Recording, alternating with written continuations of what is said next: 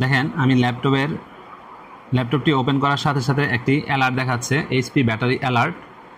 HP ল্যাপটপে battery alert code 601, এর অর্থ হলো প্রাইমারি ব্যাটারি প্রবলেম ডিটেক্টেড।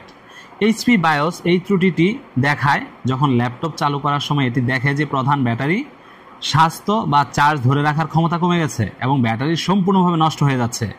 বিস্তারিতভাবে হচ্ছে code 601 indicates that the primary battery is not performing as expected. এই কোডটি সেকেন্ডারি ব্যাটারির জন্য নয়। আপনি কি করতে পারেন এক্ষেত্রে? এইচপি ব্যাটারি চেক টুল দিয়ে পরীক্ষা করতে পারেন। উইন্ডোজ এইচপি সাপোর্ট অ্যাসিস্ট্যান্ট চালু করুন, ব্যাটারি চেক টুল দিয়ে চেক করুন। এসি অ্যাডাপ্টার ছাড়া চালু করে দেখুন ব্যাটারি কতক্ষণ চলে। বায়োস আপডেট দিন। এইচপি ওয়েবসাইট থেকে আপনার মডেলের বায়োস আপডেট দিন। ব্যাটারি পরিবর্তনের কথা ভাবুন। যদি ব্যাটারির হেলথ উইক বা রিপ্লেস দেখায় তাহলে নতুন ব্যাটারি লাগানো যেতে পারে।